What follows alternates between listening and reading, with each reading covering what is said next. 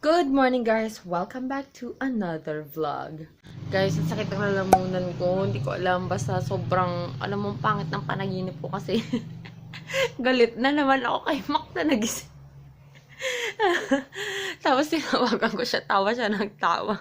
Kwento ko yung panaginip ko sa kanya. Ano ba yan? Ang sakit sa feeling talaga ng panaginip ko. Ay, nako, guys. Sabi ko, nung kinikwento ko sa kanya, ay, nako ha, gano'n. Ay, nako. Ang ano, parang ang dry ng ganito ko na nagising. Sobrang, anong oras na ako nakatulog kasi kagabi? Past 12, mga 12:30 na siguro.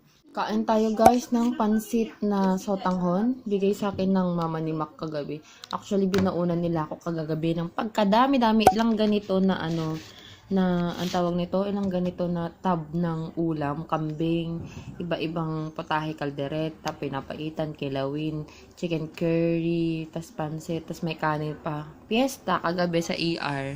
Nanonood ako guys ng video ni Rayz kasi kagabi natulugan ko to. Diyan ata ako nag-stop na nanood. May pa-headband ako guys. Naiwan ni Bebe guys yung Hello Kitty na headband niya. Hindi ko na mahanap kung nasan yung mga headband ko kasi ayan, kailangan ko yan para yung magulong hair ko. Medyo matame naman ng konti. Tumawag ako sa Luwel ko dun sa kuryente. Sa provider ng kuryente dito. Kasi, due date na ng 27.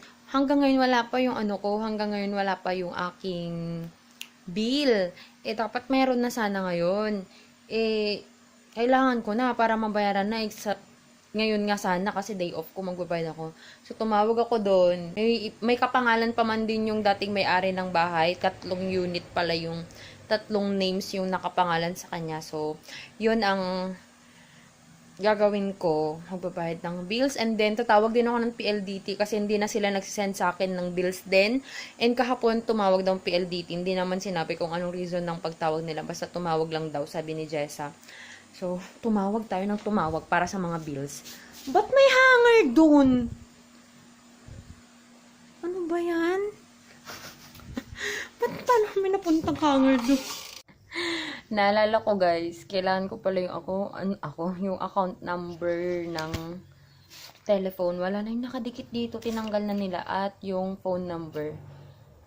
1287. Memorize ko na may phone number pero yung aming account number ay wala dito. So, let's look for it sa phone ko muna. Support, press 1. To get help with your billing concern, press 2. To know your outstanding balance, press 1. Please enter your 10-digit account number followed by the number sign. We're validating your account. Lakas maka summer vibe. Shy, go pa more! Hey guys, magte 10 PM na. Ay, 10 PM. 10 AM na. And, ang tawag nito? Mag-film ako, kaya naligo na ako. Tsaka nalagay na ako ng makeup ko para ma-review ko yung lip tint na from Sis Bunny, yung Micaela lip and cheek tint. Para makita natin yung longevity niya. Kaya medyo maaga. Pero, late na ako nagising compared sa mga gising ko nitong mga nakaraan. Kasi nagising ako guys, mga 8 na, ganun. Tapos, pag nagising ka na, nasanay ka na maaga, no? Tapos, late ka nagising. Syempre, pass na yun ng pagta-time in ko sana sa work. Sabi ko, may duty ba ako ngayon? Kasi, mahirap nang malate or mahirap nang makalimutan na may duty na naman ako. So, ngayon guys, mag-makeup lang ako and the first one na gagamitin ko is this Vitamist, ayan, na refresh. Ito guys, yung waterproof siya para sa hydrating the face and body sunblock mist na din siya. And meron siyang SPF 90. Nasali ko na to guys sa haul ko and medyo nagbo-moist siya kasi nilalagay ko siya sa fridge para malamig, para talagang refreshing pag ginamit ko siya. Spray pa more. Tapos papaano natin kasi maganda siya para parang na-hydrate talaga yung skin ko. Ayan. Tapos may SPF 90 siya. So, bonggang-bongga kahit kahit mag-arawan ako mamaya kasi balak kong lumabas, pupunta ako sa school kasi ngayon sa school may sports fest, camping siya ng, basta about sa church namin, tapos camping ng mga iba't ibang probinsya, pumunta sila dito, so gusto kong pumunta. And ang moisturizer na gagamitin ko guys is this one, first time ko siyang gagamitin, I think. First time ba? Oo, first time, pero nag-repurchase na ako nito. Hindi ko pa siya nagagamit actually, pero naka-repurchase na ako.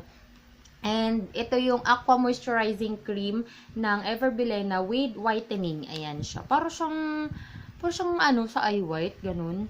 Sabi dito is restores skin moisture in every application. It deeply rejuvenates, conditions your skin, making it soft and supple. So try natin siya kung maganda kasi maano siya, oh, ma-watery. Akala ko cream. Ma-watery naman siya. Parang aqua moisturizing vibe daw. Ayun. Kasi nga, di ba, aqua moisturizing cream. Pero, sana hindi cream yung nilagay nila. Kasi hindi cream consistency. Tama ba?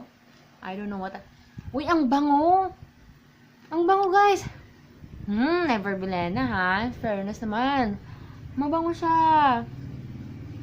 Amoy pa bango ng lalaki, char. May hint na ganun. Na yung mga mga cologne ng mga younger boys, ganyan. Mabango. Alam mo yung pag sa Avon na brochure, tas yung ginaganon mo, yung maamoy mo yung scent ng mga sample, ganun yung amoy niya, guys. Parang ganun. Yan, mag-moisturize lang tayo. And, I'm really happy na yung mga dark spots ko. Nag-edit kasi ako kanina, guys, ng mga ng mga vlogs ko nitong nakaraan nitong April, yung lalo na yung pagpunta ko sa sa airport, grabe ngarag na ngarag yung itsura ko. Ayan, etong mga to, at least nag-lighten up na sila. Kaso may pimple ako dito sa lips ko, nakaka-annoying naman siya. Mag-ano pa man din ako, magsuswatch pa man din ako ng mga lip tints ngayon. Kasi nag-swatch ako ng mga liquid lipstick nung nakaraan. Meron din siya, parang tuloy, lagpas yung pagsuswatch ko. Yan. Tapos, syempre, may usual everyday makeup routine. Baby skin. Mag-ano na ako. Primer.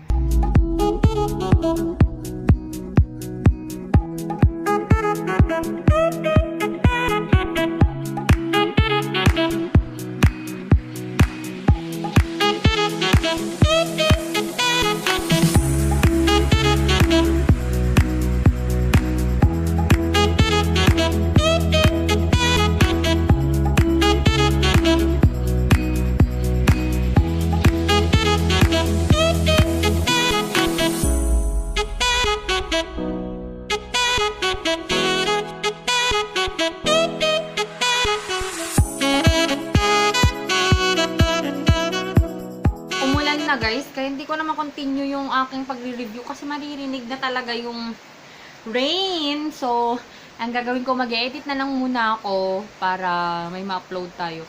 Gusto ko sana may ma-upload ako tonight pero sabi ko pa man din sa Instagram story ko, kakayanin kayang everyday na pag-upload. Pero wala. Kasi, hanggang ngayon, 43% pa din PLDT. Ang galing-galing. Ewan ko ba. So, try natin guys. Siguro tomorrow night na lang para may isa. And then, Saturday, sure yan na meron tayong i-upload. Yun. Hopefully. Guys, ang sakit ng bibig ko. Kasi nag-swatch nga ako kanina pang morning pa to eh. Nag-swatch ako nitong mga Micaela lip and cheek tint guys. Sa bibig ko and masagid siya, beshi. Ang hirap niyang tanggalin. Ayun, abangan nyo yung review ko. By this time, yung review ko nakalabas na. So, yun. I will just put the link in the description box down below. And, panoorin nyo siya, guys. Kasi, ito, yung mga shades nyo, ang ganda, diba? Picturean ko kaya. Pang Instagram. Listen to my heart.